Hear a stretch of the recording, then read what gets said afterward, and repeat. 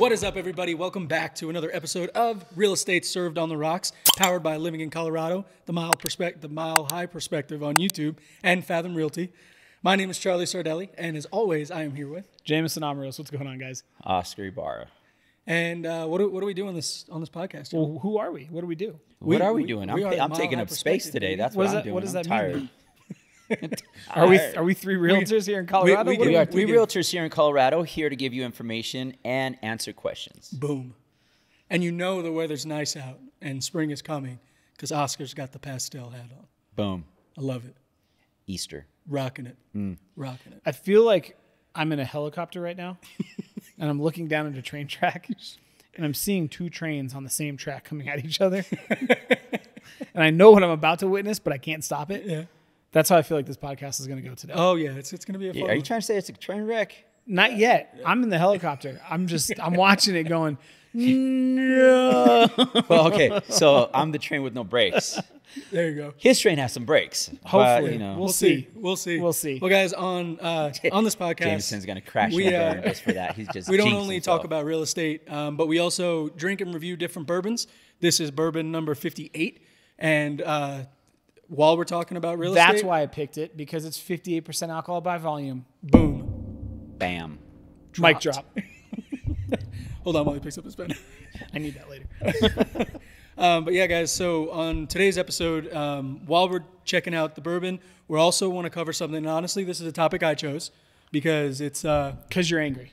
yeah. Because you're angry. I just, You chose it because you're angry. Yes, 100%. And Some I can admit that. some would be nice and say he's passionate. No, this man is fucking mad. I am. I've made videos about it He is already. mad. But He is mad. Hey, we have... Karen, relax.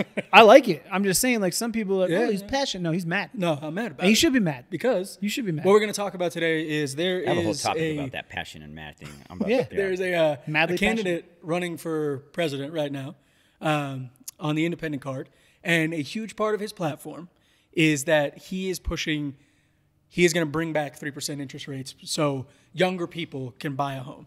And where I really appreciate the sentiment, and again, I have no issues with who's running or anything like that, other than that one tidbit, that one voice note of 3% interest rates are what's going to help fix the housing market. Because at the end of the day, 3% interest rates are a reason that we got to where we are right now. One huge reason. So that's what we're going to talk about today. Basically, why having 3% interest rates on mortgages will not help the housing market and make affordability better. And maybe why, having 80-year-old white men running a country dominated by millennials and Gen Xers is probably not the greatest fucking idea on the I planet. can't wait for you to drop that stat later on why on the millennials. There's side. going to be a comment or two there. Oh, yeah. Yeah. That's fine. I don't care. Slippery. I'm oil. I'm oil. But Still like coming I for said- you, Mr. Account number 53478. What is it? I'm rubber, you're glue. Yeah. Whatever you say to exactly, be bounced off. Exactly. On today's episode, the bourbon that we are going to be drinking actually is older than Prohibition style, the 1920. Yep. So the bourbon that we're drinking today is Green River, straight Kentucky bourbon, and it is their small batch. So as Jameson alluded to it earlier, but this is a 119 proof. So it's, We call it the Mike Tyson. yeah. It'll knock your ass out. It'll knock you out. I'll tell you what, though, just right off the bat, the color of this guy is amazing. It's but- dark. Yeah. It is dark. Crimson. Absolutely. Jeez. So, Jameson, I know they've got a story pass. Dude, so- they so do. give us some They info. do have a cool story. Like this is one of the coolest backgrounds we've had. Yeah, on it for this is a a while. cool story. So they started out. So Green River was founded back in 1885 by J.W. McCulloch. Or McCulloch. It's the 10th oldest distillery licensed in Kentucky. So I'd love to know 9 through 1 would be, because 1885, I mean, my God, it's 100 years after we gained independence. They won a bunch of awards in 1901, and then in 1907, this is interesting, they became the most advertised whiskey in the world. Okay, At the time. at the time in 1907, because of the awards that they won. And there's, Was it a San Francisco Gold Award? I don't know, because I don't think San Francisco even existed at this point. The gold medal, Paris. No, we went back to Europe, baby. Oh, whoa. Yeah, we went to those frog eaters. Easy. But yeah, so they won an award in 1900 at the Paris Exposition for wine and spirits. And then after they won that award, they became the official whiskey of the U.S. Marine Hospital for 18 years because of its high quality. So it is advertised as the whiskey without a headache, which we will test that today for you all watching. Yes. and Well, listening. back in the day, also whiskey was medicine, Well, and that's why I thought it was cool because but it had to be over 100%. yeah, Which Prohibition was also medicinal whiskey, right? 100, Yep. 115 proof. So I would assume that it's going to be on the sweeter side if they stay true well, to the yeah, recipe. and I mean it's cool. The reason I brought up Prohibition is because one of their biggest selling points was they were one of the only ones that maintained a license throughout Prohibition. That's why it's named Prohibition style. Yep. But it's with these guys, they did the same exact thing. They did. And Well, there was one of Prohibition was one of 6 or 7 that maintained during the Yep. time. I guess this Must have been the other one. This Yeah. distillery was probably one of the other ones. they had an in with the Marines. They did have it in with the Marines. So that was kind of I mean, a cool that's part. not a hard sell. It's like they're Marines. Yeah. We got booze. You're on. I mean, anytime I see the phrase high quality medicinal whiskey, I get butterflies. Yeah. Ooh, this is good for me. Wish I lived in that I day. need some medicine right now. Exactly, right? So here's the Colorado connection. In 1917, the whiskey was so popular that at one point 20 barrels were once traded for interest in a Colorado gold mine. So because of that transaction, it became the most expensive spirit or whiskey ever sold. Was it Cripple because they Creek? essentially sold it for gold And that was in 1917. 1917. Yep. So 3 years before Prohibition. 3 years before Prohibition. And then some tragedy happened. It burnt down, really toasted 40,000 barrels in 1918. I don't know, man. There's an awful lot of these distilleries that just burned. right before Prohibition. Interesting.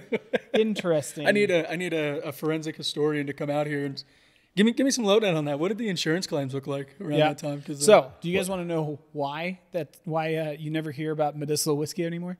Why is that? Because part of the deal after Prohibition was ended was that no whiskey could be marketed as medicinal anymore. So they changed it from a high quality medicinal whiskey marketing plan to the whiskey without regrets. Nice. Right? Cool.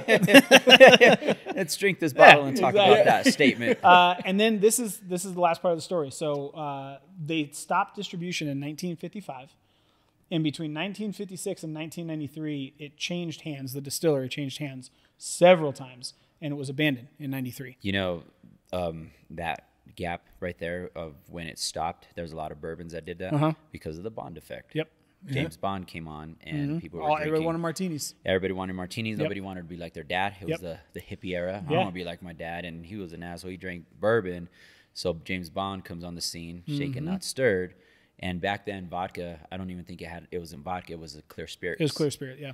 And, Vodka and gin. Yeah, they call it the Bond effect, and a lot of bourbon suffered during that time. Right? Isn't that crazy? One movie comes out, They closed it down. and all of a sudden for 40 years, people Nobody just stopped. drank bourbon. Nobody drank bourbon. Right? That's wild, Well, dude. And so, fun fact on the James Bond shaken not stirred thing. There's a little tidbit that I heard as to why he liked it shaken and not stirred, and that's because when you stir vodka and water together, it actually mixes.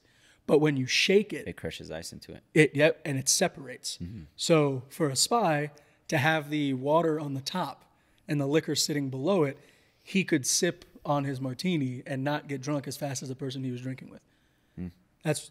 I was like, oh, that's pretty. Even if it's not cool, That's that gift. that explanation, or even if it's not real, that explanation is. I'll take it. I'll take it all day. I'll take it. Charlie, James Bond was not real. He was too. He was real to me. Anyway, fast forward to 2014, they started to rebuild it. They officially opened in 2016 and began distilling. And the thing about all of their bottles is they are aged minimum 5 years. So from 2016, the first time they actually started distributing it was in 2022. Nice. Awesome. Yep. And then in 2024, they added wheated in single barrel, which is what we were drinking today. And that is the story of Green River. Not Very to be nice. confused with the Green River serial killer, Who knows? but cool story. Very cool I thought story. it was neat. A little, especially with was the ones that we had. What was it? Royal Oak was the last one. Yeah. Noble Oak. Noble Oak. Yep. And I mean, they didn't really have a background. Hey, to you the were pretty company. mad about that one. Well, they did. Yeah. I mean, they plant trees for crying out loud. I know. You Well, were angry. I'm just. It wasn't bad, but it's an Charlie, experience, man. Charlie hated that one. I did not like it at all. He hated. I didn't. I'm Hate. sorry. He was is a almost strong as mad word. about that as he is about RFK's 3% interest plan. Yes, exactly. Well, I Like went that, ahead and you get poured it those out. two things in a room. Whew. But yeah, so it is 119 proof. Okay. So again, when we say barrel proof, what we mean is they distill it as is, not watered down one iota. It is whatever that barrel strength comes out to, and in this case, it's about 58.5, 59%. And you can see it in the color. Yes, for sure. My brain went to space real quick. It's gonna drive me crazy. Who's the detective, the old school detective that like Sherlock Holmes? always got his man? Sherlock Holmes? No, real guy. Oh, Jesus. Wait, old school real detective? Yeah. Jack Reacher. No, he's not real either. Goddamn it. I have no idea. Old school detective that always got his guy? Yeah. And he's a real person. Yes, he's a real person. If you guys know, help us. Anyway, Help when us you were grow. going with the Bond thing, I was like, well, I wonder how that guy drank his bourbon because I'm pretty sure he drank bourbon. Not that. He was real. I'm confused. I'm going to have to look that up. Yeah, it's driving me But- nuts right now. While Jameson was going over it, I poured it out because again, this is 120. But cheers, gentlemen. Cheers, guys. Yeah. Yeah, his color's awesome. I will say that this is probably the coolest color. Yeah. that we've it's had. a nice color. Yeah. It's going to be interesting. This is the Jurassic Park color. I will say it reminds me of the wine cask that we had not too long ago. The color had a kind of had like a hue to it, but this one is like this one doesn't have like a red hue to it. It's more of that oak, like that dark wood. You definitely it's like I feel like with this one they like rang out the wood, like they twisted it up and dropped it in with how dark this is. Yeah, it's hot. I'm trying to get past the burn. Yeah, To, me too. It's there. What do you mean it's there? Oh yeah, it's definitely there. Shove your nose in there and really take All a right, here we big. go. You know what this reminds me of though? And so I'm starting to see this parallel of medicinal whiskeys. Like you know when you're a little kid, your mom rubbed Vicks under your nose. It's gonna open you up. This will. I open thought you that up, was just a bro. Hispanic thing. You guys did it too? Oh, yeah. dude. Well, I'm Hispanic, but yes. I forget. See, senor.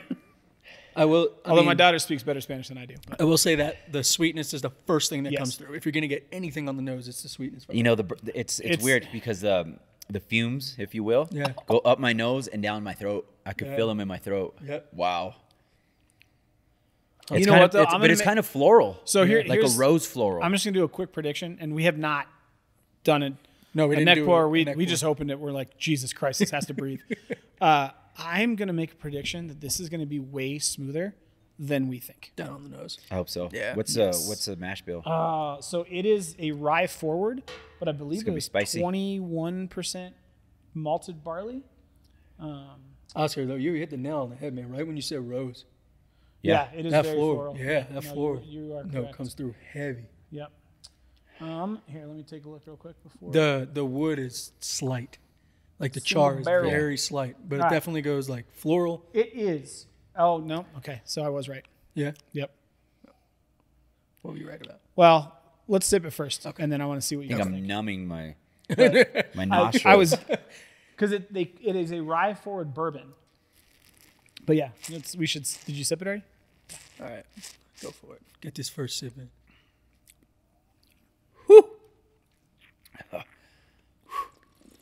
It's good, but it hits.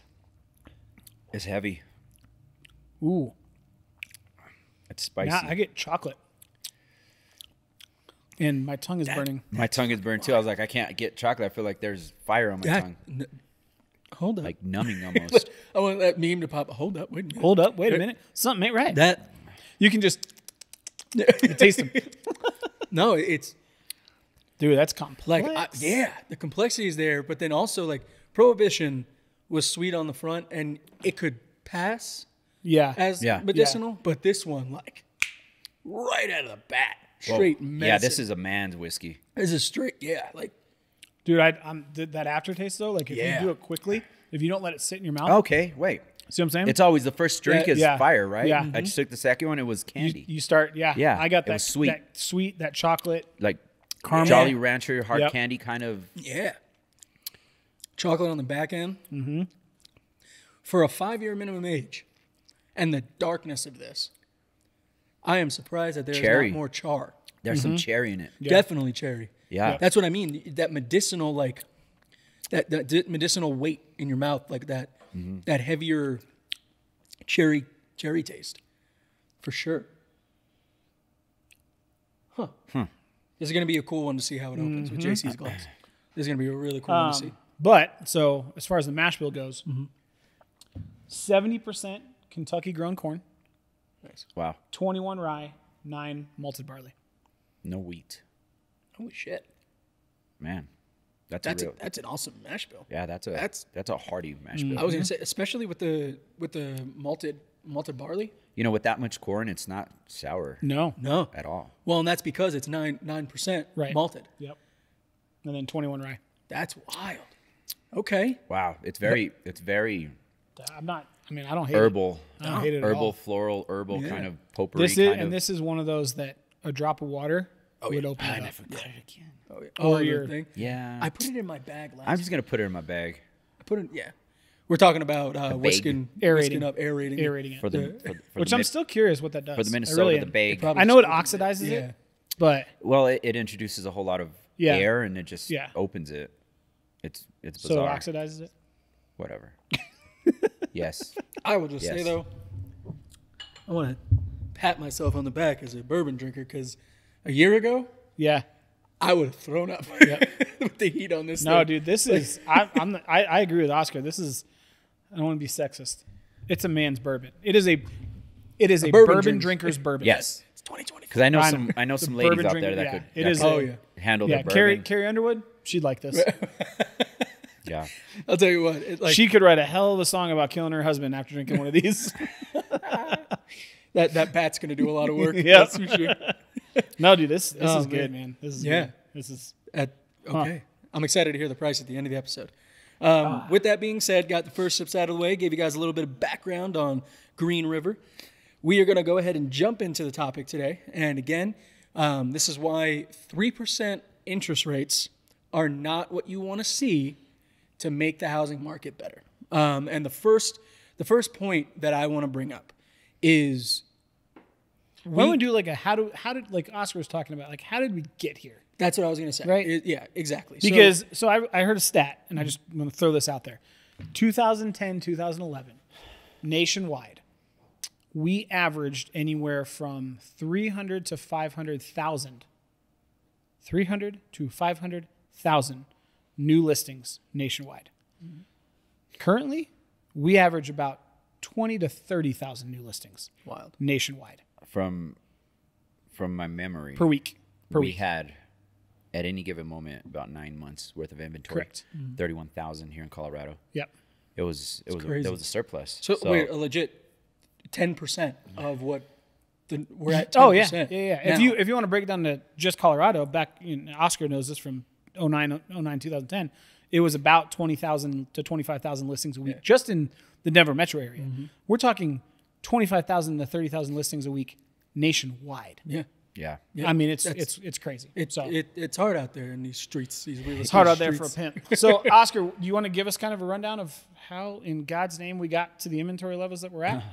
Keep it. My keep mind's still looking for that detective, it, but yes. Keep it TikTok level info. All right, so basic need- economics, right? Lot of houses to buy. Mo money, mo problems. So the recession caused a surplus in homes, just because a lot of people were losing them. There was a lot of REOs, which is real estate owned, bank owned properties, and short sales. A lot of short sales went to foreclosure, and we just had a surplus of homes. So the way that they combated that, because everybody boomed out of here too. There was no labor, and that's why we got one of the reasons why builders were short on building, and they got behind. But when the job market came back and the builders were trying to still get labor, we did not have it. People had boomed out to like the oil rigs and stuff. They went to Texas or whatever. So we still had a labor shortage. So what they did nationwide is they lowered the interest rates, right, to stimulate it. And they lowered it to about 4%, 4.5%, down to close to 3%, just to get it kickstarted. And it was a few years that it happened, right? So you fast forward to 2020, we're starting to feel the squeeze on the supply, because the overage now was, there was no equilibrium, right? The pendulum swung too far. We had a shortage. Instead of even par, we had a shortage. The shortage was already here. The pandemic happened, and I'm assuming they freaked out. They said the consumer's not going to buy anything anymore. Let's just rock bottom the rates. Well, instead of stimulating, it caused a huge shortage. And on top of the shortage, the shortage became because everybody bought because they wanted to, not because they had to. Yeah. So that's what made all the prices boom up, and it just caused chaos. That's why there's no the affordability conversation we keep having. Yeah. Because everybody just boosted the price points up, and then they try to sever that by 12% interest rates. And if you follow any kind of economic model, it's not just on a macro level. Yes, interest rates and government and everything else is there, but I think this has on a smaller scale an effect, and even on a macro scale, other things have to happen in order for a recession to happen, and they're not happening. Yeah, I mean, you look back prior to 2008, everybody was in this euphoria of the economy's just going to keep going. We were on a roll. So builders were building houses faster than they could sell them, on the premise that, well, we're going to be able to sell them because people keep making money. And subprime lending happened, and people got into these balloon payments and ARMs that were just disastrous. So all of a sudden, 08 happens. Foreclosures flood the market. Builders panic. Builders stop building or go out of business, or both. Then from 2008 to 2020, essentially we'd like to be at about 1 million starts a month. Historically, we've been averaging 300,000 to 400,000 over the last 10 years. And when I say starts, I mean like starting single family homes. Well, and so we've been underbuilding for it's 10 really, years. really, Oscar just gave a phenomenal high level overview of what I tried to keep it quick and simple. No, but at the end of the day, into it, but really what happened, like what happened with the 3% interest rates, right? And again, this is what a lot of people don't know, is the government was backing mortgages. So with that assurance from the government, banks were willing to let those interest rates drop down to, some people got 2.5%, but anywhere between 2.5 to 3.2%. And it carried through inflation too, because when I got into the business, it was in the early 2000s, and we were coming out of the refinance boom. We were refinancing people out of their 8s, 9s into 6s, 5.5s. Yep. So we were already 5.5 in 04, 05, and then they just kept messing with that. Well, and what ended up happening, especially Colorado is a great example of it, is when the interest rates hit 3%, and Oscar and Jameson have both said this multiple times, people that didn't have to buy, weren't forced to, were said and knew about it, said, oh shit, this is a great opportunity for me. I'm going to buy a home now.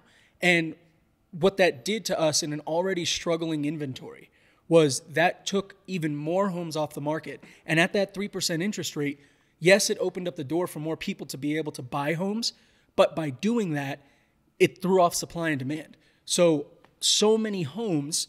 Well, it didn't throw off supply and demand. We've had a supply issue for 10 years. Yes, but right? what I mean by throw off supply and demand is it created a situation where the lane to buy a home went from a 2-inch wide lane to a street wide lane. Sure. And then what that did to home prices, especially here in Colorado, was so many more people had the ability to buy that a lot of the people that we don't like talking about, the corporations, the people with money. But even the individuals, two factors came in, right? They waited, and then when we were in the heat of things where prices were just crazy, people were sitting at home. They're saying, hey, you know what? All of a sudden, I have $200,000 in equity. I could just pull that money, use damn near free money at 2.5%. Now you have no mortgage insurance because you're more than 20. They were transferring most of the equity, and then with a low interest rate. Yep. So they were keeping their monthly mortgage almost the same Yeah. and upgrading homes. Well, and what ended up happening by so many people coming into the market, it led to a house being on the market for 24 hours and getting 4 offers. And in order to beat out that offer, you have to go higher than list. 15 offers. It was crazy. Right? Yeah, it was wild. And so that's like the background of why, for me at least, the whole conversation of like 3% is not, I'm sorry, but it's a grab. It's pandering at its finest. It is. And it's just something for me, like, again, I don't care who you vote for, do your own thing. But when somebody is showing that as a positive, as a way out, it almost at such a high level with so much over $1 million worth of marketing coming in and pushing this out to social medias, it's people hear that, oh, 3%, and I want you to buy a home. And yeah, everybody wants to buy a home. But if we go back down to that 3%, it's just going to up the prices more. it's going to not only up the prices more, but so many states have seen such a growth in equity that we're going to be right back to where we were. Back to square one. Yeah. Exactly. And it's just like, it's just not It's not going to feasible. rectify it. No, it's not. It won't. It's just going to further put us at a stall of how we really have to fix this. Yes. Well, and it's I had a conversation earlier today with I was with my home builder clients for the videography stuff, and it was funny because one of the guys said, every real estate agent will always tell you it's a good time to buy, and I was like, no, No. I won't. Yeah, I was like, no. If you're sitting here at a social setting and asking me if it's a good time to buy, I'm going to tell you. If you're asking me, it's probably not the right time. Yeah. You'll know. I agree with that. You'll know if you want to. If you'll know with certainty if you're gonna Yeah. you're gonna buy. We always sell. say, right, like time in the market beats timing the market. But that is also predicated on you have to be ready financially to purchase. Yes. So I think the caveat is, yeah, there are some who's like just buy whenever, but in reality, it should be buy when it makes sense for you 100%. and don't wait, right? Like 100%. if you have a budget and you're within your parameters of what you want to buy and how much you want to spend, whatever, and you've got everything saved up, you've gotten pre-approved, you're talking to lenders, you're talking to a realtor, And at the end of the then day, yes, pull the trigger. 100%. Don't look at the prices. Right. It's gonna drive you mad. Exactly. It's You gonna look- drive you yeah, mad. no, You look look at at the your monthly payment. monthly You payment. look at and- your monthly payment and base your decision off of that. Period. And on that note, buy when it's right for you. Yeah, absolutely. You can buy a house now and refi. You can buy a house now and stay in it for 25 years. But the reason that this interest rate, I want to talk about why it looks so good, right? Because at the end of the day, it wouldn't be part of the platform. It wouldn't be in the conversation if it wasn't, I don't want to say manipulating, but affecting the thought around the housing market in a certain way. And a lot of the time, I feel like people equate interest rates to affordability. And it's just not an equal correlation between the two. Well, we can't go back to where we were to fix something. It's just backwards. What? You got to look at it further than that. The lower interest rates got us here. Oh, we're gonna go back, and then what? Then Yeah. what? Yeah. That doesn't work. I think you have to look at the whole market and then dissect it, and then Yeah. it's not going to be fair for some people, but make it more fair for others. I think that's going to kind of balance it, not forever, but just till we get a somewhat balance. Yeah. A balanced market is what the economy needs. It's never going to be right at par, but we need to balance it out a little bit. And I think there has to be a lot more thought than just saying 3%. Well, and I think it's just not going to happen. I think it goes back to Jameson and I did a full episode on like sales psychology, but I think it goes back to that idea of just a numbers thing, right? Where it's like people who don't know about real estate, people who aren't in it regularly, don't understand the ins and outs of the industry as a whole. They hear interest rates are at 6%, interest rates are at 3%, and the brain goes 3's lower than 6. Hell yeah, I want that. That's it, right? But goes back to what was it? Burger King did a 1/3 pounder. Oh yeah, and nobody got it. And people were like, "Well, that's less than the quarter pounder. I don't want it." Yeah, I think that's more our public education system, but that's a whole different topic. I can't. I'm with you there, but but that's my whole point. Is the way that we think about it. Yeah. 3 sounds that's half a 6. That must be better. Right. But it's no, and like let that conversation go so much deeper than just It does and it doesn't, right? Because the way I look at it is, All right, now I'm the one in the helicopter watching this. Yeah. The well, trains no, go through. the reason I say it doesn't is because like you can frame it out and say, oh, there's all these different factors and it's not just interest rates and blah, blah, blah, blah, blah. But if you boil down to the crux of the problem, the only thing that we need to look at is it is a supply and demand issue. Let me set up the broken record here. Like it is. It's a supply and demand issue. We've talked about it for fucking ever. Yeah. Okay. But what people don't understand is 3% causes demand, which is fine, but we don't have supply. We have a so shortage. Anytime you increase demand for a good that is in short supply, what happens? Price goes up. My God, the fact that everybody watching and listening to this, I guarantee you, tried to buy paper towels and toilet paper during COVID. And they were hoarding it, and then there were people reselling it on Amazon. But what? Right? That's another. But my point is this: they'll go through that and go, "Well, this makes sense in the moment, right?" But then when it hits the pocketbooks from a home purchase standpoint, then they click on the clickbait and they say, "Oh, 3% is great because yes, it will make your mortgage payment cheaper. Just if you were living in the vacuum of space." 3% interest on a $500,000 loan is going to be less monthly than a 7.5% interest on the same loan. That's fine. But it would also make it 3% interest for everybody. No, but that's what I'm saying. If you're in a vacuum in space and we you're the only one, that's fine. But the supply thing, I just want to go back to this because these numbers to me, and I'm going to send you this graphic just so people can see it, right? But this is when I'm talking about us underbuilding, okay? So I can go back. So starting in 2000, and we'll go from 2000 to 2006, right before the housing. Here's the number of starts annually that we had. 1.6 million, 1.6, 1.7, 1.9, 2 million, 2.1 million, 1.8 million homes annually started. 2008, 900,000. 2009, 583,000. Then 604,000. And then 624,000. And then 829,000. So we have been just going from there to 2013. The first time we got back up over 1 million was in 14. And since then, the closest we got was in 2021 with a new construction boom.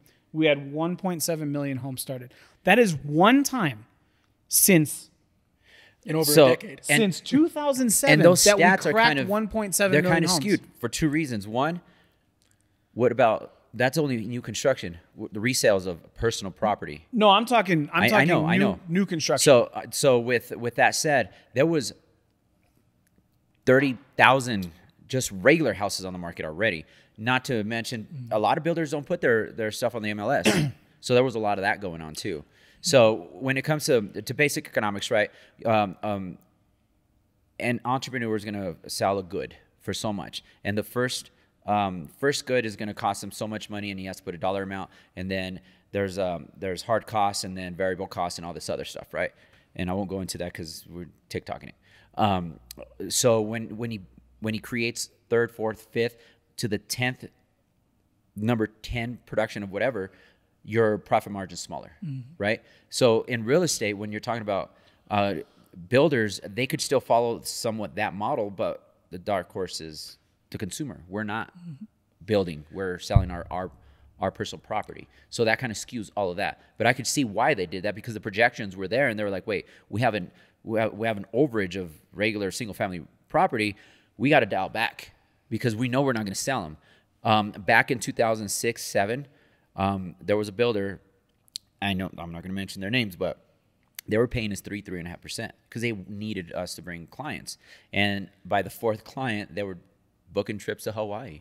Like, it was pretty scandalous back then because they wanted us. Builders in 2021, what were they doing? 1%, not even. Some was giving us 5.5. 0.5. Because they didn't need us because people were just coming in and buying the houses because the demand, right? So, the stats, there's even more on top of that. That's why I'm saying it's not as simple as if let's do 3%, it's going to fix everything. It's you got to deep dive inside, see what worked and what didn't work. Don't do that again, and how you could dissect the current market to help a certain group of people. And you know what? Some of the well-off people don't need it and may not be able to get a certain rate or something like that along those lines. And cause an incentive to builders as well to build, more affordable housing. Beautiful segue to where I wanted to go with it too. And I remember who the detective was, by the way. Yeah, who was it? Elliot Ness. Elliot Ness. Okay. No idea who the fuck Oh that my is. God, you freaking Sorry. young millennial Well, asses. and I have a degree in criminal justice. You know, and so that's funny because I was talking to another agent. He's Gen Z. He didn't know who Oscar the Grouch was. Ooh, That hit hard. That one was Listen, I have the top But- 10 most famous detectives in real life in history. And Elliot Ness didn't make it. Nope. I don't see an Elliot Ness on Google here at him. all. Google Elliot Ness.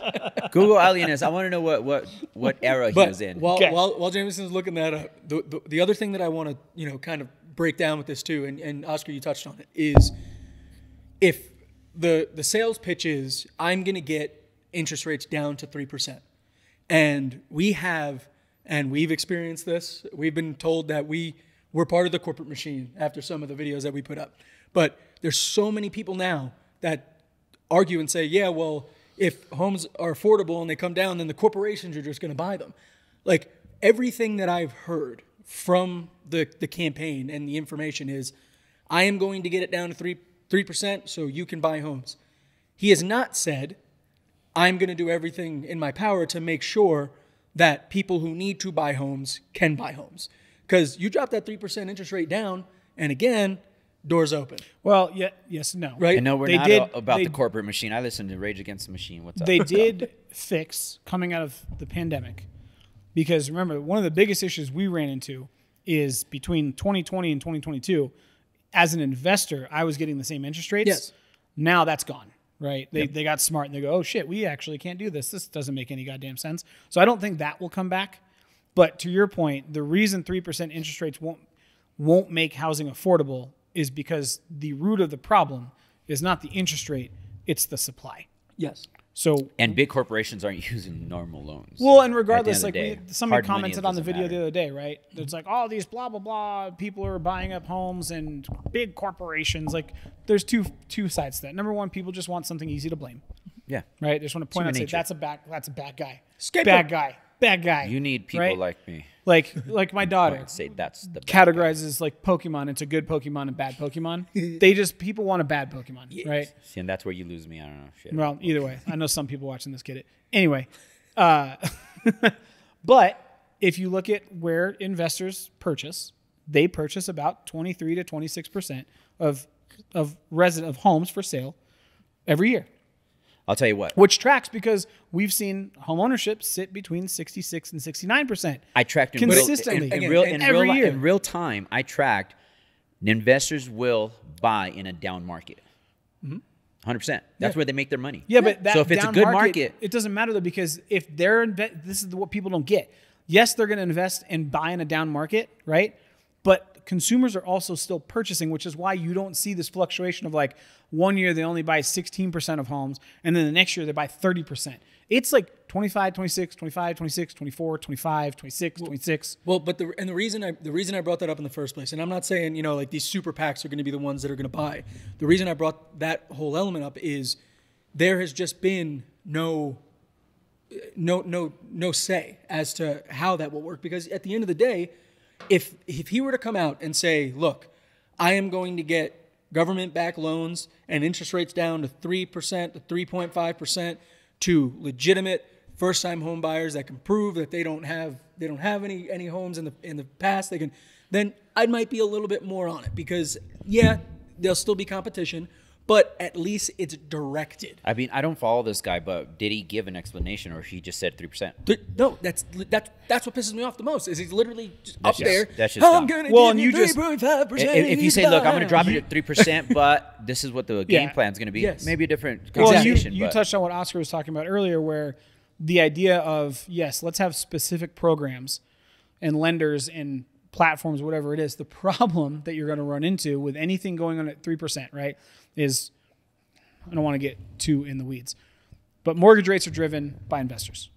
That's just it, right? They demand an interest back on their money spent to then provide the funds for us to then use to go buy houses. and it's not like Essentially what it is, housing right? investors. It's just The investors reason, and just investors in investors, general. bond Right. investors, whatever. Yeah, the bond market. The reason that we got down to 2.5%, 3% interest rates is because what happened? How do we get down to 3% interest rates? They're trying to Like what stimulate was the the pandemic. mechanism that the government used? I don't know what you're asking. the government bought mortgage-backed securities. That's what And they guaranteed a specific interest rate return, right? AKA subsidizing the investors and saying, hey, you know what? I still need your money. We're going to buy the bonds from you, and I'm going to give you whatever rate you need to make in order to make a profit. That way I can turn around and sell these mortgages to consumers for 3.5%. Okay? Yep. But what that means is the government now has to burn money. And when they burn money, what do we see? Inflation. Smoke. Right? We see inflation. So even if RFK says, hey, we're going to bring mortgage rates to 3% and somehow also fix the housing supply scenario, the only way that he's going to get 3% mortgages is if he convinces the government to continue to buy mortgage-backed securities, which is then in turn going to drive inflation. So cool. Congratulations. Maybe your mortgage is cheaper, but your gas is more expensive, your car payment's more expensive, your groceries are more expensive, your heat's more expensive, your electricity is more expensive, your internet's more expensive. But God forbid, you know what? Yes, you have a 3.5% interest rate, but that's where I don't understand, especially from a government official that understands how inflation works. Like the plan to get to 3%, you're not going to go out on a crusade and go, hey, Mr. and Mrs. Investors, I understand that you guys make a lot of money. Here's my proposal. Stop making a lot of money and let's get people houses. Especially not in a country Well, run and- off of You know what I'm capitalism. saying? So my question would be, if he does get this to be done, in my eyes, the only way that happens is if the government subsidizes and buys mortgage-backed securities. the only It's way. the only And, way. and It's the the eyes only- of an economist, it's not about just making the profit or making more money. It's about maybe not spending more money, Yeah. you know, to make that profit Right. margin. And that's how we ended up where we're at now, is because we injected $2 trillion worth of cash that did not previously exist in order to buy those mortgage-backed securities, and then also give people $1,200 and whatever, right, to spur this, that, and the other. And then the economy ran too hot, and we have been fighting for the last 3 years to keep it under control. Like it's not, everybody's playing by this like 1970s playbook on how to fix the economy. And it almost just like- doesn't I don't work. know if almost they're like too they're proud to either shy away from that or say, hey, we fucked up. Dude, Let's try something different. Shit. If we could get the boomer generation to admit that they fucked up, I thought you were We'd going to be- go on a rampage like we'd be Uncle Rico. in a hell of a lot better position. That's Yeah, for I sure. mean, but it's not even that though, right? Because like I think you and I were either you or me, or I was talking to Colin offline about it. What the Fed has done, right? We have the problem. We know what the problem is. The problem is inflation. The Fed's idea is, like Oscar said, hey, we're going to raise rates, make money more expensive. That way people won't buy as many goods, right?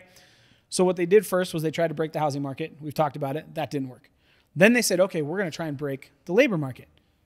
That didn't work. Now they're saying, okay, well, let's try and break the stock market. That's not working. So what's happening now is all the things they tried were from the last time we had a very similar scenario in the 1970s and 1980s. And that playbook then worked perfectly, because then we went into the 90s and had this massive gain in GDP and everything else, right? But I hate this, but again, old 80-year-old white dudes running the government are going, back in my day, this is what worked, so it's going to work again. Mm-hmm. The difference is this time, the recession was caused, whether or not you believe it was manufactured or real or whatever, it doesn't matter. It was caused by a global pandemic, right?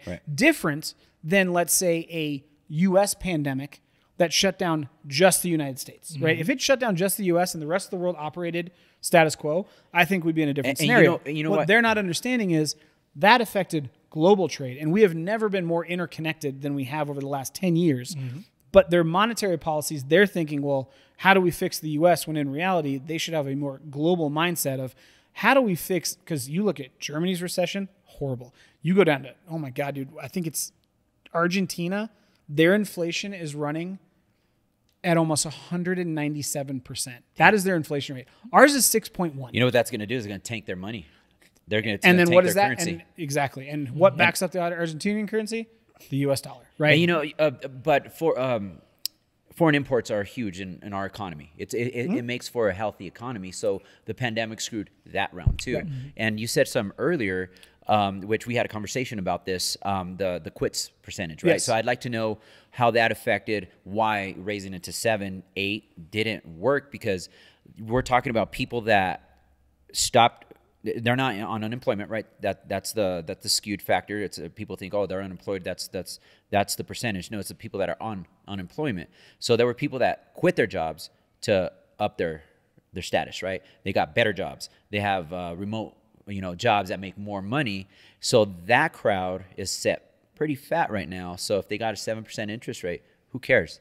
They can afford it now. So I wonder how much of that influenced the fact that raising it to 7 didn't really matter. That's a great point. And I think Charlie's whole idea here is like we're using archaic thinking and thinking 3% is just going to fix it and make everything more affordable.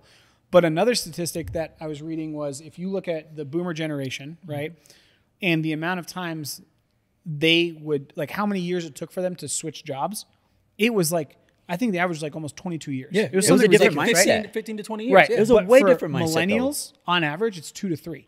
Right. So when they're saying, okay, we're gonna try and break the labor market, they're assuming that all these millennials are just they're gonna stay at their job, and then if they get fired or they get laid off, then they just get laid off.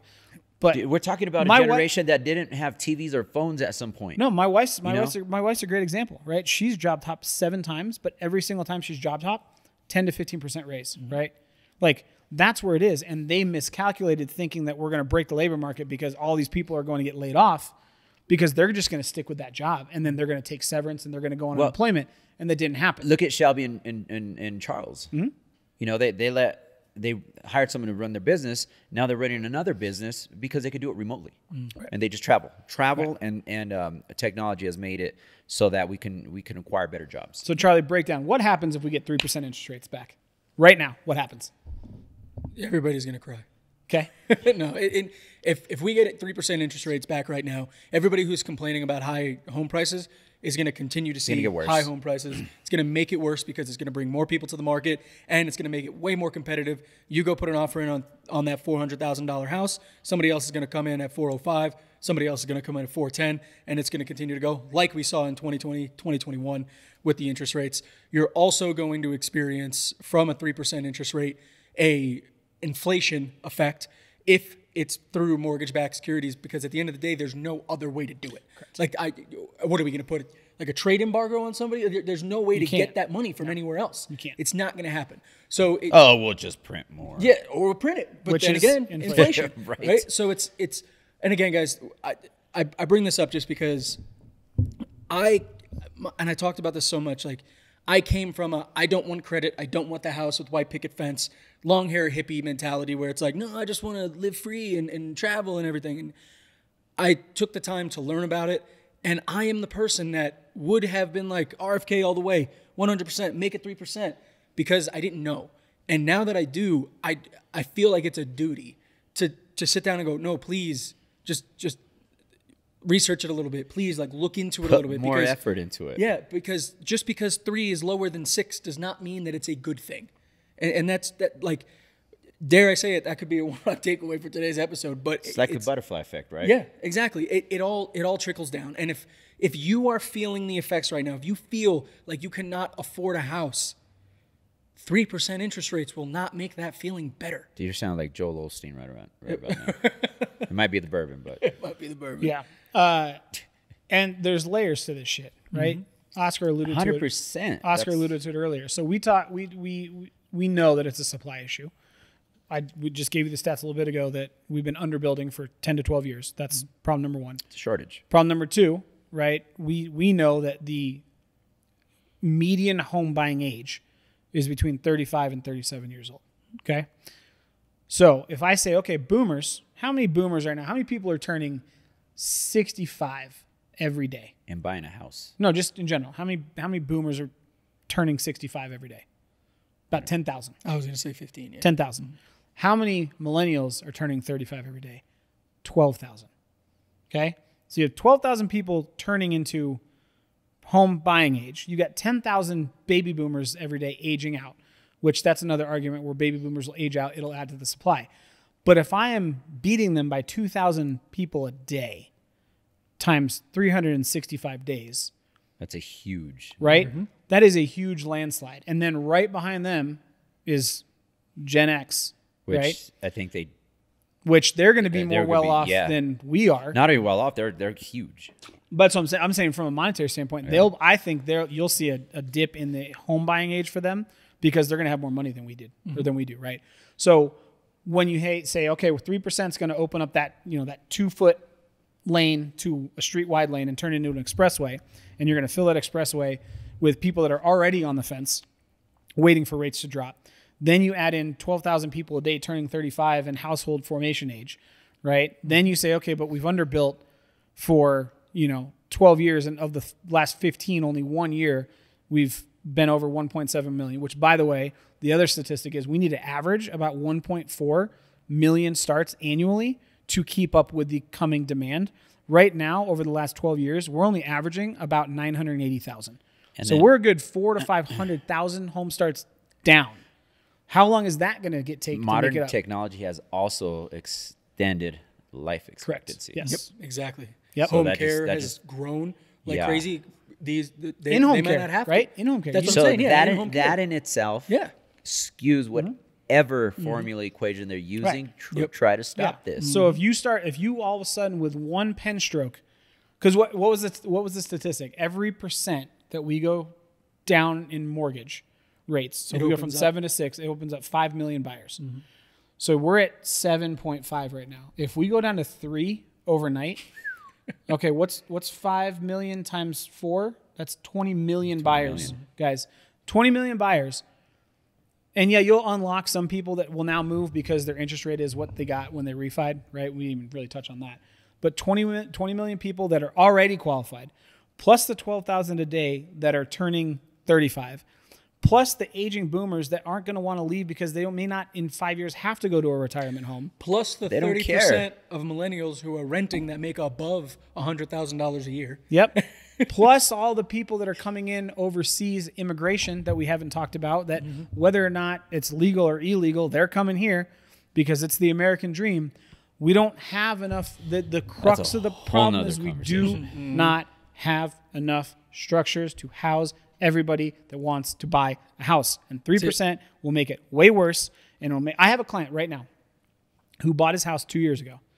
It was priced at $425,000. Okay.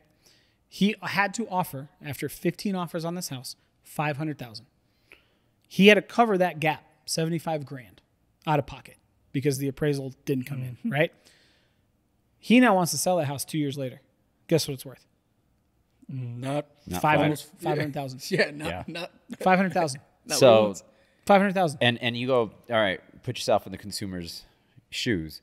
If rates drop to 3, I'm gonna pull some equity and I'm gonna go buy some land and rent this house out.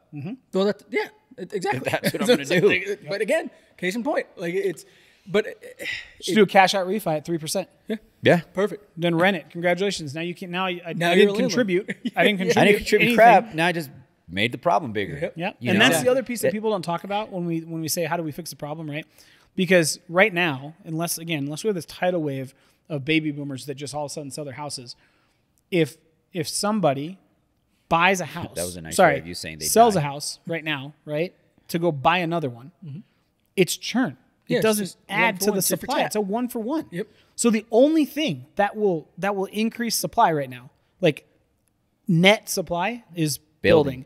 And we have 100%. underbuilt for 13, 14, Well, 15 years. So start voting on your zoning. Start going. Well, to there's community a meetings. company right now working on zoning. Yes. Because there's some counties and cities that have archaic zoning filing, and they have to dig and find out the zoning doesn't work. So they're trying to make it all digital, and then from there, improve on what it is. So that's already started. And obviously, we talked about zoning, and we had someone give choice words on that. I'm not gonna let it go. User 86. But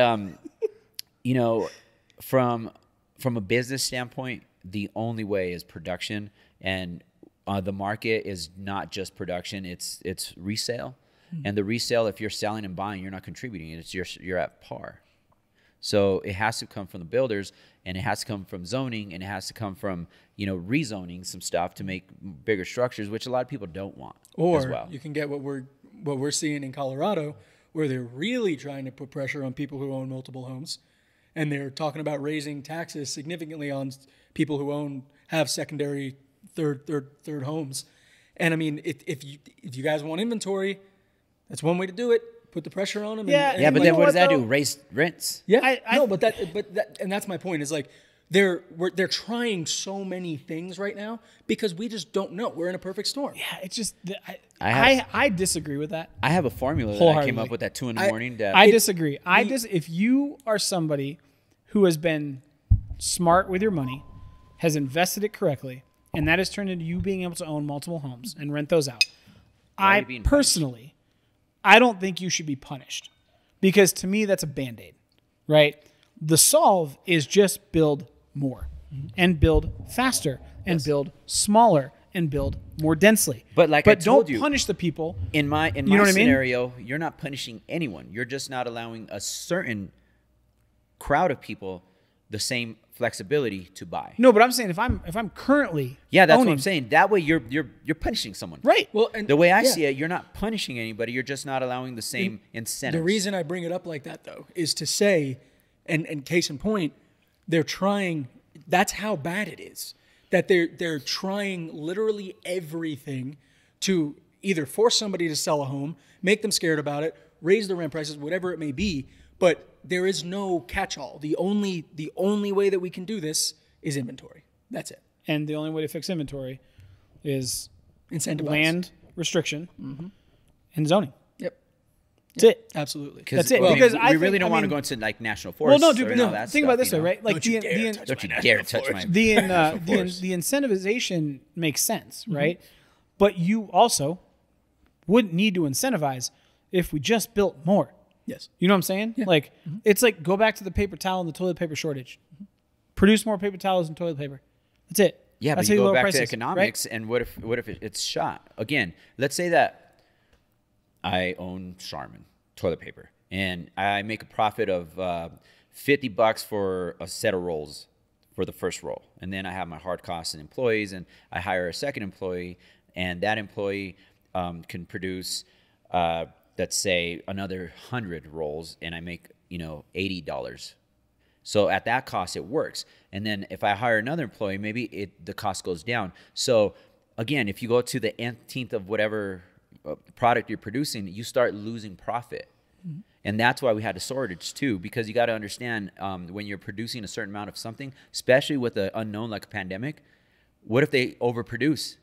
And now you have an overage, you have to have sales, and you lose money. Yeah, So but you know at- what happens? Huh? Housing gets more affordable.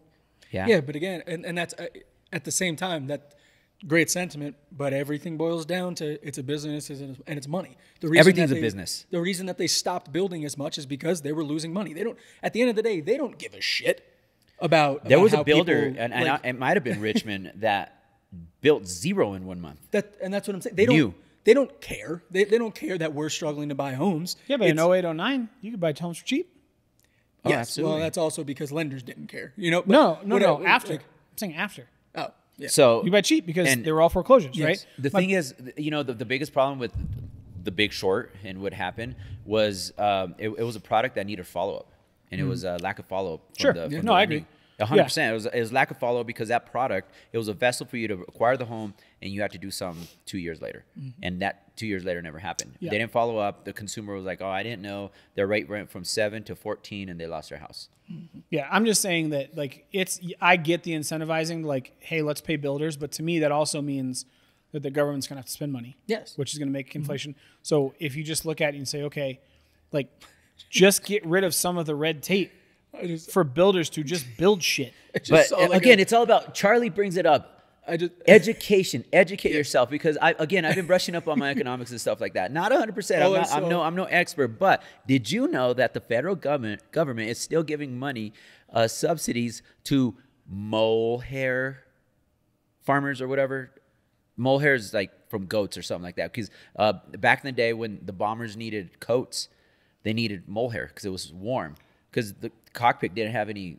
And it didn't have a Insulation, heater, yeah. so they needed those. So the government said, "Look, we'll incentivize, we'll subsidize, we'll give you money, and just produce more." And the government was giving them money to produce more. Their lobbyist was so good that to this day, most of those bomber jackets are made out of synthetics. But their lobby is so good that they still spend millions to give to the mole hair farmers.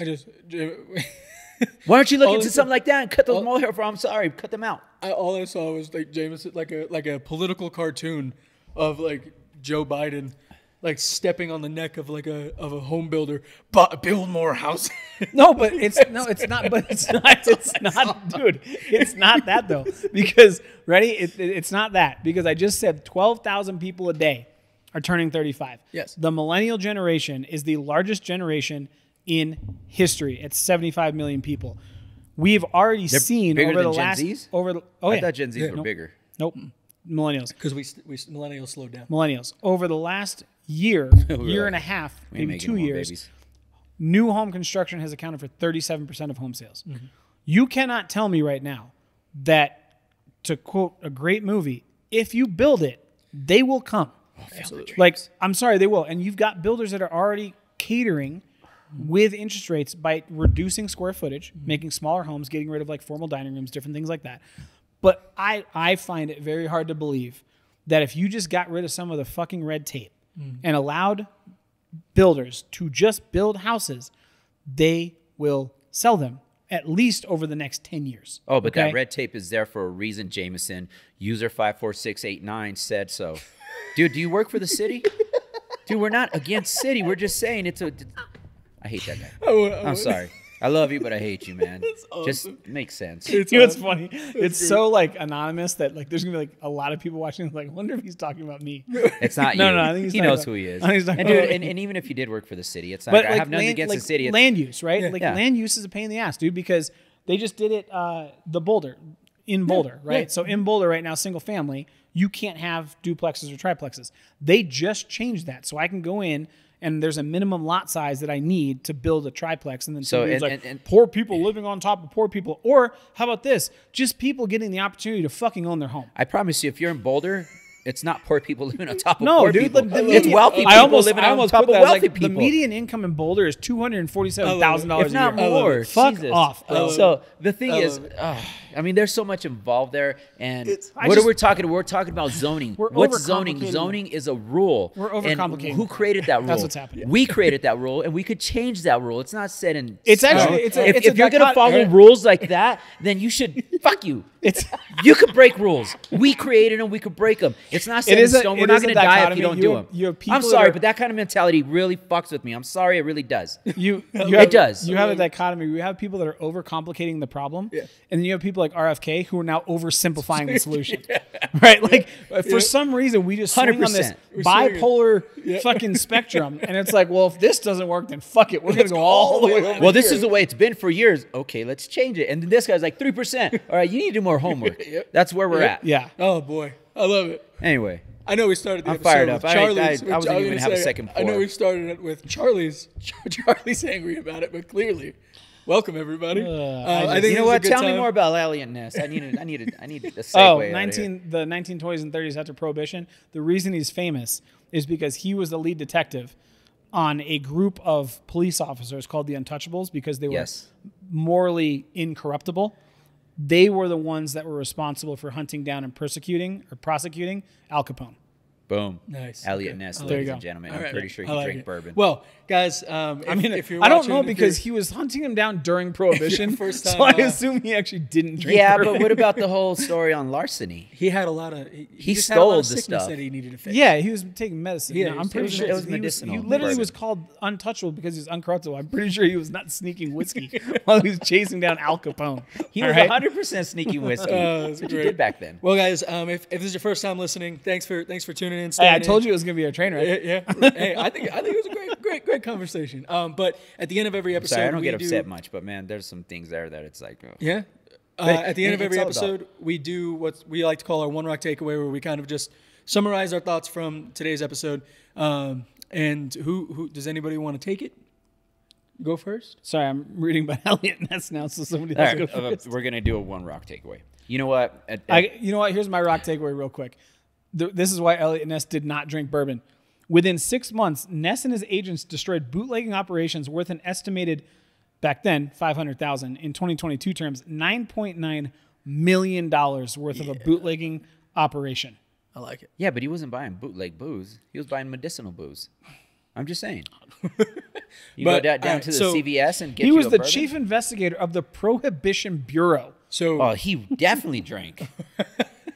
So my one rock takeaway for today's episode is going to be that don't again take anything for face value.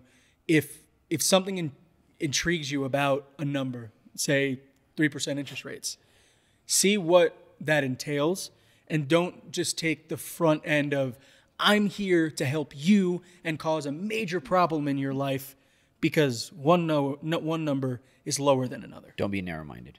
Yeah, that's my one rock takeaway. And I'll piggyback on that. I mean, my biggest thing is all these rules and regulations. Obviously, that were very, very thought out, but we live in a different era. It's like taking the Bible and reading through Corinthians and trying to put those same rules and regs on modern life. It's not going to work. He was pissed off a lot of people. It doesn't matter. It doesn't work. I mean, you could abide by a lot of stuff, but there's a lot of things that we need to change because we live in modern times. Same things goes for laws and rules. Maybe we need to change a few of them. We created them. We can change them. Macklemore, we idolize a book written over 3,500 years ago. Oh, now you're going to piss people off. Good. Piss them off. Sorry. No, but I'm just saying, there are things that we may need to change to correct a problem that we've created, which is okay. Let's just keep moving forward. And as much as I would love to live in a society that it's win-win for everyone, let's just at least make it close enough. That's all I'm asking. Yeah. Jameson, one rock takeaway? Look up Charles Darwin. Okay. All right. Good enough. Yep. I like it. Jeez, went from the Bible to we're fish. Jeez. Saying, Those Adapt- those two back to back would probably definitely piss some people. adapt or die. Adapt or die. That's what it is. We're using a playbook from the 1970s. It's not working. We know it's not working. Fucking adapt and figure out what actually works. And we don't know all the answers. Again, for everybody listening, we don't know all the answers. We're just talking about No, what's but going we do on know. right now. We But do we know know what what's won't not work. working. Yeah, we'll Right. tell you what won't work because we are living through it. Evolution is a thing. Okay. In the sense of we need to evolve our thinking in order to solve today's problems. And Yeah, but, it is, but the general public, it's a big problem. It the really public is. at large only evolves to what they think It's is a big- okay. And I'll bring it in home. Big problem. My kids can't put their damn shoes. And I got little ones. Can't put their damn shoes on the right foot. But you give them their tablet, dude, they'll hack your computer. It's wild. You're freaking brilliant, but can you put your shoes on the right foot? Wild. Well, I think that this bourbon today was a fine addition to the conversation that ended up happening. Did you know that Al Capone offered Elliot Ness, in today's money, $37,000 a week to ignore their bootlicking operation? And he said no. I Damn love right. Elliot Ness. God damn Damn it. Elliot right. Ness, ladies and gentlemen. But I almost said Leslie Nielsen. Isn't that the Naked Gun guy? Yes. Which also awesome What's your actor. vector, Victor? I think stop calling this me is Roger. this is a perfect time to move into the bourbon review. Leslie Nielsen, Liam Neeson, all great detectives in their own All right. great actors, great detectives. Oh, man. Elliot Ness was the man. And on today's episode, we were drinking Green River small batch. It's 120 proof, and I haven't gone for a second pour, so mine is open. But I kind of want to see the difference between my glass being the Glencairn, and then more of a highball kind of open and see what that nose is. So while you guys talk about it a little bit, I'm gonna go ahead and say that this bourbon at first sip was a little overwhelming. It was overbearing. It had a lot of strong characteristics of what a strong bourbon is going to be. Mm-hmm. But then after, I guess my taste buds acclimated, Did you evolve? I evolved. Weird. My taste buds evolved. Crazy. Wow. So it actually brought out all the notes that it had a lot of hidden notes It does. behind it. Yes. There was a lot of cherry, a lot of candied cherry kind of thing. The oak was there, but it was prominent. I think the cherry and the sweets and the florals were there. Yeah, I was say the florals is what's getting me for sure. And it lingered in a good way. It never got bitter. I thought the rye were going to set in and just be peppery because the first sip was just, it was a drop kick in my mouth. But then after that, it was good, and it never came back. So yeah, the burn stays too. I mean, the ethanol stays, Which, but as an addition to it. correct. Yeah, Yes. it complements. It doesn't Like overpower. put it this way, the way I see it anyway. The ethanol stays on the nose, but it dissipated when you actually took a sip. It stays what I mean? on the tip of the tongue. Yes. Well, But and then the that's- rest gets to evolve. both of your points. If you are a bourbon drinker and you have not invested in a Glencairn glass, Do it.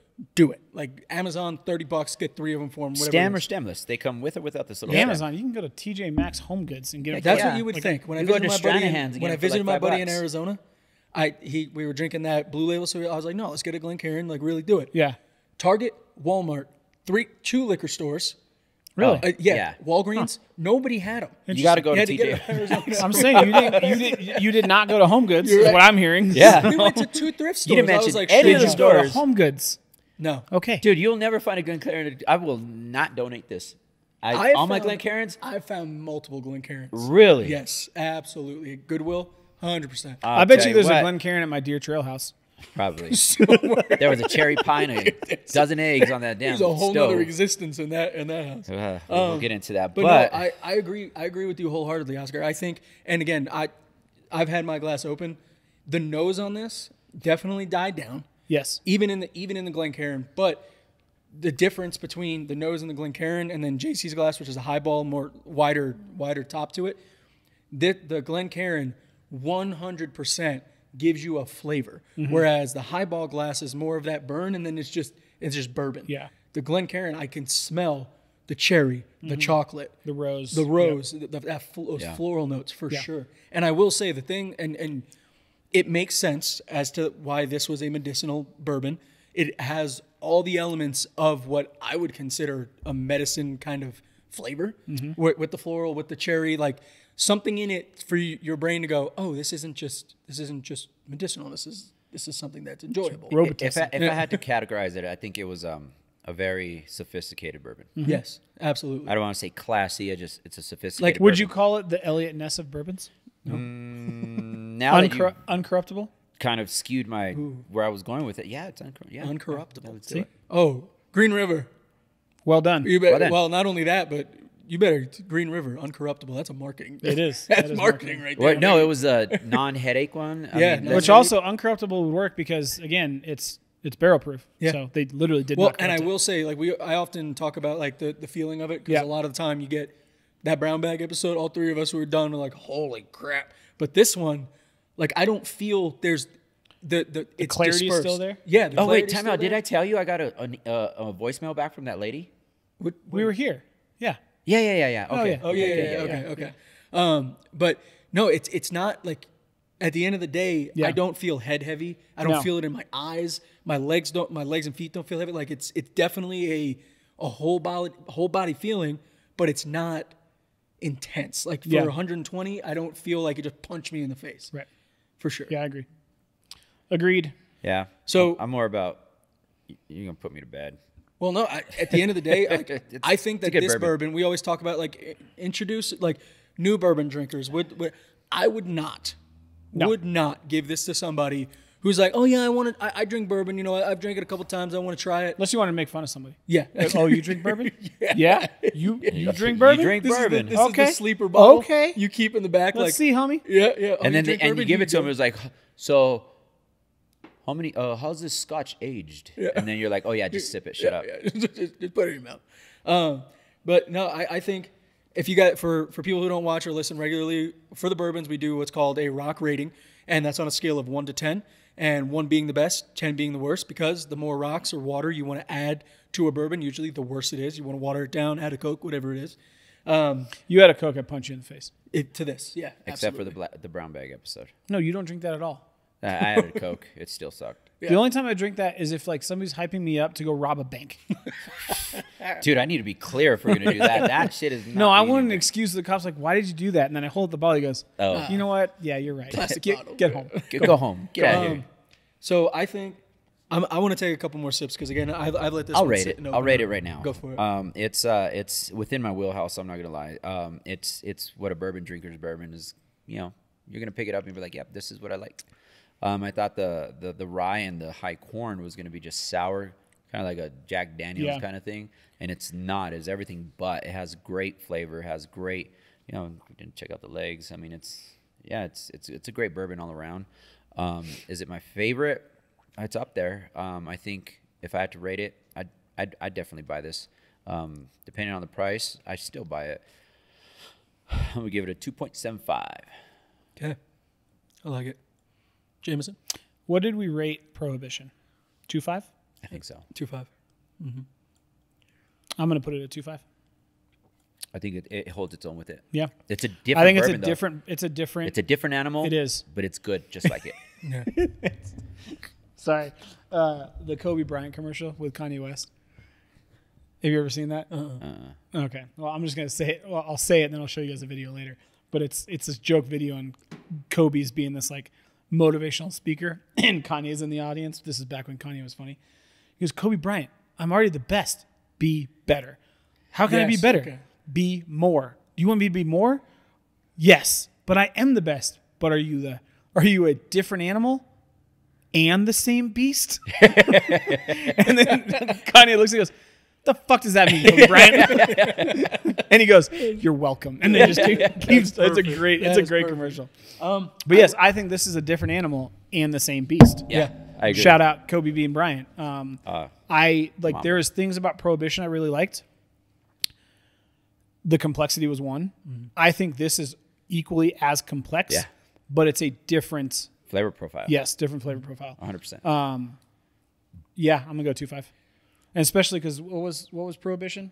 $79, $60, 60, $70, yeah. 70, right? So this is about the same price. 71. Okay. First off, I want to make a barbecue sauce with this. Yeah, Yeah. I feel like like a I bourbon feel like- maple yeah. glazed Yeah. chicken. Yeah, Oh yeah, like that. Those cherry notes. Yeah. Oh yeah. Like that. I think. Yeah. What? This would be a great bourbon to make some Absolutely. BBQ. I want to say that I'm going to sit closer with Oscar at 2.75, only because this one I feel leaned heavier into the sweetness. And I do like sweet. My palate is sweeter, but I feel like I didn't get enough barrel in comparison to like the cherry sweetness versus with Prohibition. I feel like it was, although equally complex, I feel that Prohibition kind of gave me that, I don't, it sounds so fucking pretentious, but gave me more of the story of it with the progression of the flavor. You could drink their story. Yeah, versus this is very much medicine. You know, we made it palatable, we made it drinkable. It's still a phenomenal bourbon. It's just for me, I'm going to lean towards that 2.7 realm, just because it is a little bit sweet. I don't know that I'd make an old fashioned out of this. Oh God, no! I would not make an old gotta leave fashioned it out of alone. this. Yeah, absolutely. Now a Manhattan, Oh hell yeah. I would make a Manhattan out of this. Not make an old It fashioned. depends on what sweet vermouth you use. If it's a dryer, I think you'd have to go to the dryer and Yeah. add a sweeter one. I mean, you got to balance. But that yeah, out. no, adding any kind of simple to this plus any kind of a cherry. Yeah. no, I wouldn't do that. I'd get a less sweeter vermouth and some bitters, and you're good to go with this. So we got a 2.7, 2.75, and a 2.5 for the Well ratings. done. This is good bourbon. Let us know how you guys enjoyed. If you go out and grab this bottle, I'm not sure if it's Don't rate it on their first sip. Yes. Let the first sip settle. It's going to be It also harsh. just came out. Like they just bottled this. nice. I like it. Honestly, I mean, I'm excited to see where it goes. It's probably going to get 18 awards from California, but San Francisco. Minimum from San Francisco. yeah, San Francisco, exactly. San Francisco's going to fall all over. Go get it before it becomes a I'd also $100 be bourbon. I think to San see- Francisco's going to make up a new award for I'll it. tell you what, I would be interested to see what their weeded tastes like, because if this one is Yeah, as so sweet the as two it they is- had they weren't. It wasn't weeded. It was this one, two more. The other two were like $37. yeah, Um, I would definitely be interested in see. What one the was a weeded small is. batch, but not the barrel proof. And then the other one, I forget what the other one was. Awesome. Well, guys, thank you either so way, much it's good. for joining us on another episode. Remember, you can find us all on our own socials. Mine is That Lifting Agent on TikTok and Instagram. Oscar? Oscar the Realtor CO. And the Colorado real estate guy Yeah. on TikTok, Instagram, OnlyFans. Some people might want to see those tattoos, buddy. Hey, I got them to show them off, baby. They also tell a story. Hey, I like it. But if you guys want to get in touch with us, remember this is 24/7. You can drop a call, leave us a voice message, send us a text. And again, keep registering for those weed points with our phone number, because it's It's helping out a lot. Did you say weed points? Yeah, they're putting our phone number down at dispensaries for their points back. Oh hell yeah! Yeah, Colorado, baby. Jeez, I didn't know that. You can reach out to us at any time. resotr@themilehighperspective.com is the email. Give us a phone call or a text. 303-578-0263. As always, guys, thanks for being with us. We're happy to do this for you. Cheers. you later. Now the Mile Cheers. High perspective is a whole nother thing.